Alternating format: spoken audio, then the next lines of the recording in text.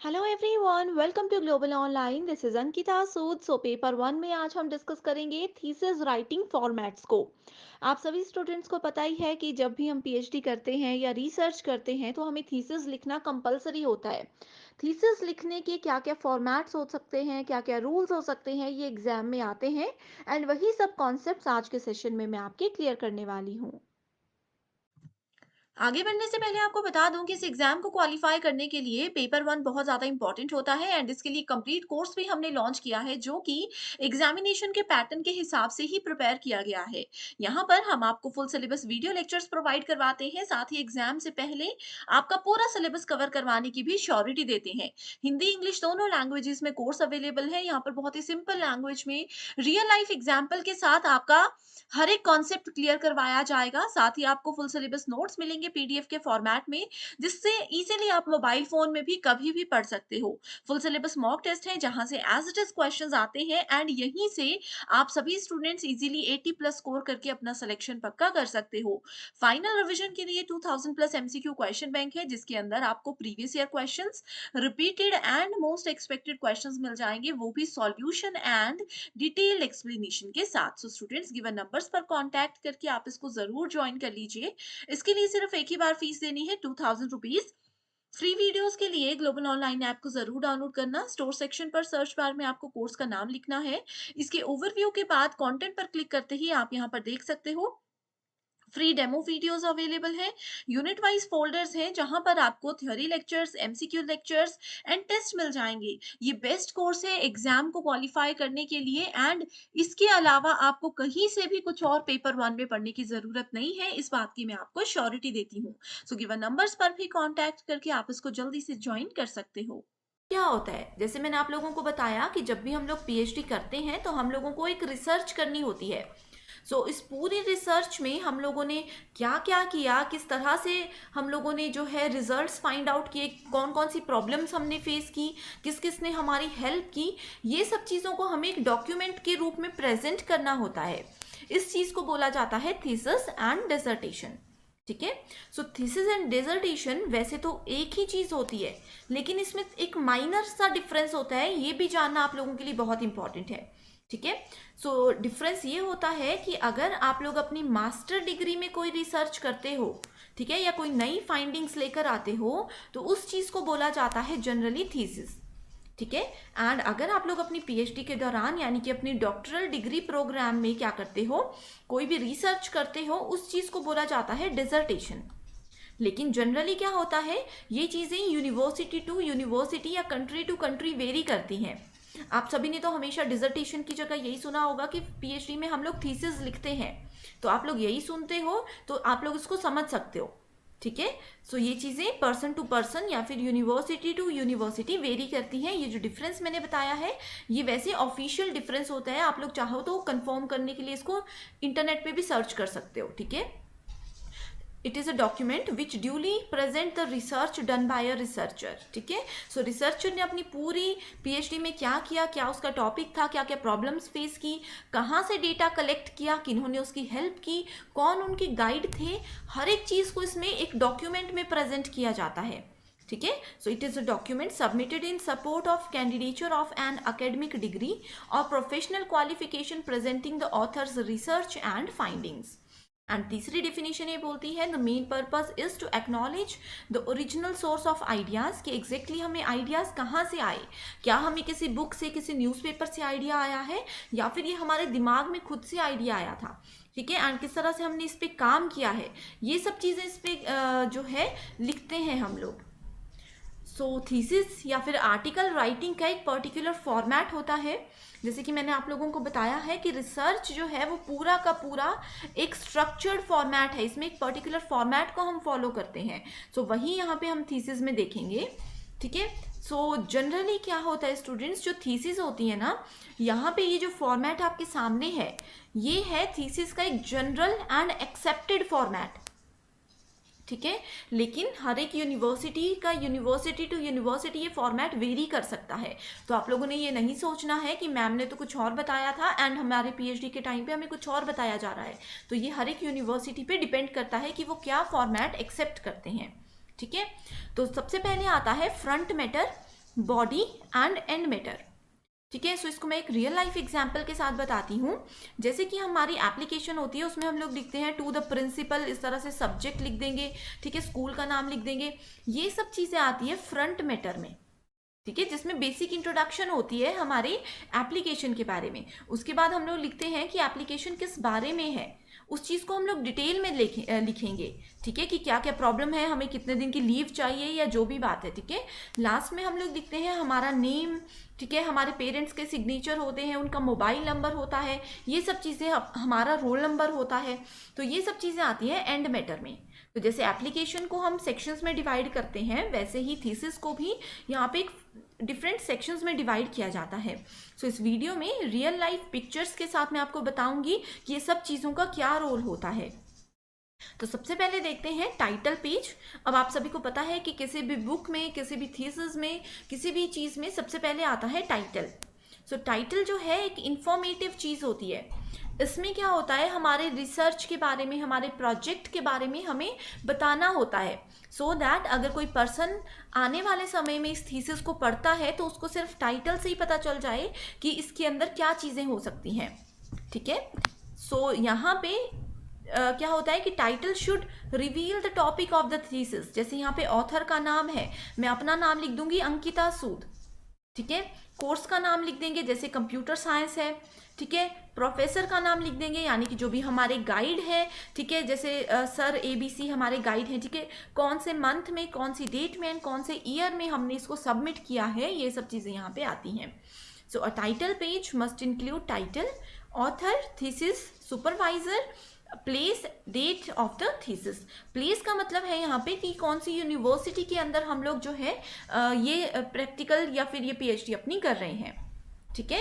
इसका पर्पस होता है, purpose of the research project, ये होता है कि आने वाले समय में अगर कोई भी हमारी रिसर्च को पढ़ने जाता है तो उन लोगों को पता चल जाए सिर्फ टाइटल से ही कि इसके अंदर क्या है, क्या ये इनके लिए इंफॉर्मेटिव है या नहीं है, ठीक है। नेक्स्ट आता है एब्स्ट्रैक्ट पेज। तो एब्स्ट्रैक्ट पेज क्या होता है, ये ब्रीफ एक स्टेटमेंट देता है about our research problem, methodology, keys, results and conclusion. यानी कि हमने अपनी पूरी रिसर्च थीसिस में क्या लिखा है उस चीज़ को हम लोग 100 to 150 वर्ड्स में एक्सप्लेन करेंगे। तो ये होता है एब्स्ट्रैक्ट, ठीक है। तो एब्स्ट्रैक्ट का क्या मतलब होता है, जैसे कोई बुक है, मान लीजिए बुक के अंदर क्या क्या चीज़ें हैं, क्या उसकी स्टोरी है, क्या उसमें कंक्लूजन दिया गया है। अगर हम पूरी बुक नहीं पढ़ना चाहते, हम एक ओवरव्यू लेना चाहते हैं कि इस बुक के अंदर क्या है, क्या ये हमारे लिए हेल्पफुल है या नहीं है, ये सब चीज़ों को एब्स्ट्रैक्ट बोला जाता है। यानी कि कम से कम वर्ड्स में इस चीज़ को यहाँ पे प्रेजेंट किया जाता है, सो दैट कोई रिसर्चर जो इसको रेफरेंस के रूप में लेना चाहता है वो इस चीज़ को अच्छे से समझ सके एंड उसका टाइम वेस्ट ना हो, उनको पूरी बुक पढ़ने की ज़रूरत ना हो, ठीक है। तो ये होता है एब्स्ट्रैक्ट। सो ये भी एक इम्पॉर्टेंट पार्ट होता है।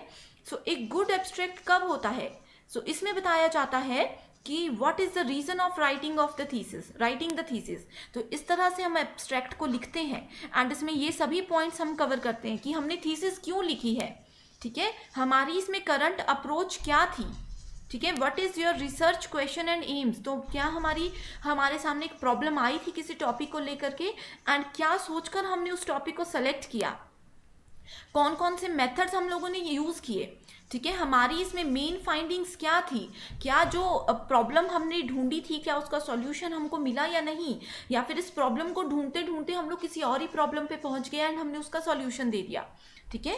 What is the main conclusion and implications of the research. तो क्या इसका मेन कंक्लूजन हम लोगों को मिला है, कैसे हमने इसको फाइंड आउट किया है, उसकी बेसिक डिटेल्स एंड आने वाले समय में इसका क्या यूज़ होगा, ये सब चीज़ें हम एब्स्ट्रैक्ट में लिखते हैं। तो आई होप ये डायग्राम्स एंड इन 6 की पॉइंट्स की हेल्प से आप लोगों को क्लियर हो गया होगा कि एब्स्ट्रैक्ट क्या होता है, ठीक है। सो एग्जाम में क्वेश्चंस कैसे आते हैं, वो इस तरह से पूछा जाता है कि अगर हमें अपना जो है पूरी थीसिस नहीं पढ़ने का टाइम है, अगर हम किसी पर्सन की पुरानी थीसिस पढ़ना चाहते हैं, जानना चाहते हैं कि उसके बारे में क्या है, किस प्रॉब्लम पे उन्होंने फोकस किया है, तो उस चीज़ के लिए हम कौन सा पेज देखेंगे। तो आपको आंसर देना है, उसके लिए हम लोग एब्स्ट्रैक्ट पेज पे फोकस करेंगे। एंड स्टूडेंट्स यहाँ पे मैं बता दूं कि इस वीडियो को आप लोग एंड तक ज़रूर देखिएगा, क्योंकि इस वीडियो में जो कुछ भी मैं आपको समझाऊंगी उसके उसी के बेसिस पे एक क्वेश्चन मैंने आप लोगों के लिए एक्सरसाइज के लिए दिया है, ठीक है, जिसका आंसर आप लोग कमेंट करके मुझे जरूर बताओगे। बहुत इजी क्वेश्चन है एंड ये प्रीवियस ईयर क्वेश्चन है, ठीक है। नेक्स्ट आता है table of content. So table of content I hope आप लोगों को पता होगा। इसमें बताया जाता है जैसे इंट्रोडक्शन है, एब्स्ट्रैक्ट है, कौन सा टाइटल, कौन सा पेज, ठीक है। सो ये क्या करता है, सब्जेक्ट की हेडिंग्स और सब हेडिंग्स हमें बताता है along with its page number, ठीक है। नेक्स्ट आता है list of tables and list of figures. तो अपनी थीसिस में हम लोगों ने अगर कोई चीज़ टेबल्स के थ्रू रिप्रेजेंट की है, ग्राफ्स के थ्रू या फिगर्स के थ्रू रिप्रेजेंट की है, तो हर एक टेबल को हमें नंबर देना होता है। जैसे मान लीजिए चैप्टर 1 में ये टेबल 1 है तो इसको हम 1 दे देंगे, फिगर 1 है तो इसको 1 दे देंगे, सो दैट अगर किसी पर्टिकुलर पर्सन को वो टेबल देखना होगा तो उसके टाइटल के साथ हम उसका नंबर लिख देंगे। आप लोगों ने बुक्स में देखा होगा आगे टेबल के बारे में थोड़ा सा लिखा होता है एंड उसके साथ उसका नंबर दिया होता है। उस चीज़ को यहाँ पे हम लिखते हैं, list of table and list of figures, ठीक है। तो यहाँ पे देख सकते हो कि जैसे पहला फिगर है हमारा स्ट्रेटेजिक अलाइनमेंट मॉडल से रिलेटेड एंड ये है पेज नंबर 12 में। तो इस तरह से आप लोग चीज़ों को ऐड कर सकते हो, ठीक है। उसके बाद आता है acknowledgement. It is use to acknowledge assistance of advisers, sponsors and colleagues, ठीक है। सो किस किस ने हमें असिस्ट किया, किस किस ने हमें हेल्प की है, उन सभी के नाम, उन सभी को एक्नॉलेज यहाँ पे किया जाता है। जैसे यहाँ पे लिखा है for example, this thesis become a reality with the kind support and help of many individuals. I would like to extend my sincere thanks to all of them. यानी कि हम उनको सभी को थैंक्स बोलते हैं, जो भी हमारे जैसे गाइड हैं, जो भी कलीग्स हैं, जिन्होंने हमें एडवाइस दी है, हमारे एडवाइजर्स हैं, उन सभी के नेम यहाँ पे मेंशन किए जाते हैं। थोड़ा थोड़ा सा उस चीज़ को एक्सप्लेन किया जाता है, ठीक है। सो नेक्स्ट अब बात करते हैं बॉडी ऑफ द कंटेंट, ठीक है। बाकी का सेक्शन जो अभी हमने डिस्कस किया वो टॉप ऑफ द कंटेंट था, ठीक है। बॉडी में आता है इंट्रोडक्शन। सो इंट्रोडक्शन क्या करता है, ये सेक्शन हमें बताता है हमारे रिसर्च की सेटिंग्स के बारे में, हमारे एम्स एंड हमारे ऑब्जेक्टिव्स के बारे में, ठीक है। उसके बाद आता है theoretical framework and review of the literature, ठीक है। सो ये हमें बताता है कि बैकग्राउंड रिसर्च क्या है, यानी कि इस टॉपिक में पहले किसी ने रिसर्च की है तो उनकी क्या फाइंडिंग्स थी, हमने क्या प्रॉब्लम फेस की है, हम उसको कैसे सॉल्व करेंगे, ठीक है। सो इन सब चीज़ों के बारे में जो है, या फिर रिव्यू ऑफ लिटरेचर, यानी कि इसी टॉपिक से रिलेटेड, जैसे मान लीजिए कि सोशल वर्क से रिलेटेड मेरा कोई टॉपिक था, उसी पे अगर किसी और पर्सन ने पहले रिसर्च की हुई है तो उस चीज़ को हमने रिव्यू किया, उसमें हमने क्या देखा, वो सब चीज़ें यहाँ पे आती हैं, ठीक है। एंड जिन आर्टिकल से हमने रेफरेंस लिया है, जिन आर्टिकल्स को हमने पढ़ के यहाँ पे चीज़ों को समझा है, उन सब के नाम यहाँ पे आते हैं। नेक्स्ट आता है रिसर्च डिज़ाइन।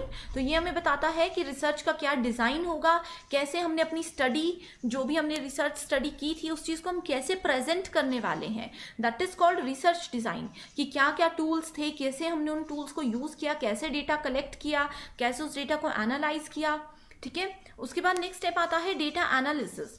तो इसमें हमने जो भी डेटा कलेक्ट किया है उसको हम एनालाइज करेंगे, ठीक है। दिस सेक्शन में contain tables, graphs, pie charts, ठीक है, स्टैटिस्टिक्स, ये सब चीज़ें हम इसमें करते हैं ऐड, ठीक है। If you have conducted a quantitative piece of research, this section में बी डिस्क्रिप्टिव प्रोज, ठीक है।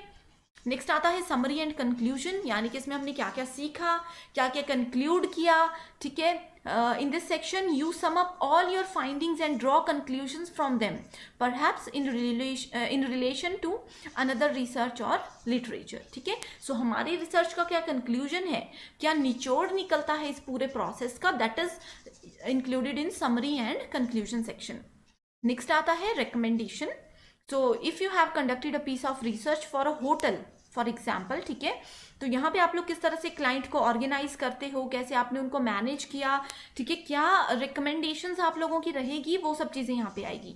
And sometimes this section is included at the beginning of the report, and ये सब चीज़ें डिपेंड करती हैं again university to university, right students. Next आता है सजेशन फॉर फ्यूचर रिसर्च, यानी कि अगर हमारी रिसर्च को लेकर के आगे आने वाले समय में कोई और पर्सन रिसर्च करना चाहते हैं, यानी कि अगर वो हमारी इस थीसिस को अपने फ्यूचर रेफरेंस के लिए लेना चाहते हैं, तो उनके लिए हमारा क्या सजेशन है वो भी बहुत इंपॉर्टेंट है। So it is useful in both academic report and work related report to include a section that shows how the research can be continued, right? Next आता है हमारा लास्ट फेज, जिसको बोलते हैं references and bibliography. So references and bibliography में हम देते हैं लिस्ट ऑफ बुक्स एंड कुछ और रेफरेंसेस, जैसे कि ऑथर का नाम, ठीक है, किस ऑथर ने कौन सी बुक लिखी है एंड उन्होंने क्या हमारी हेल्प की है इस रिसर्च के दौरान, ये सब चीज़ें आती है बिब्लियोग्राफी एंड रेफरेंसेस के लिए, ठीक है। सो लिस्ट और references contain detail only of those work cited in the text, ठीक है। अब bibliography includes sources not cited in the text but which are relevant to the subject, ठीक है।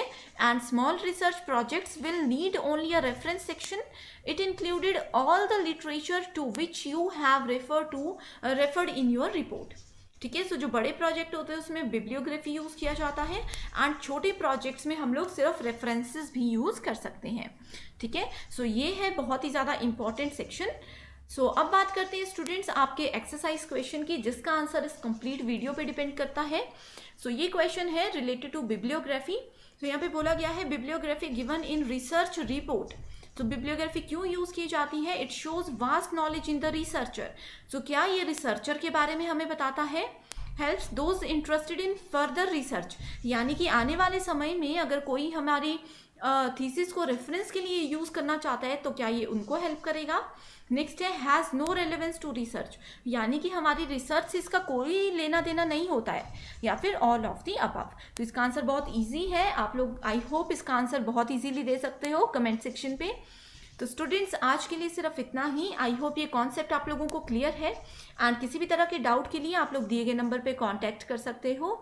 So thank you so much for watching this video and I wish you all the very best.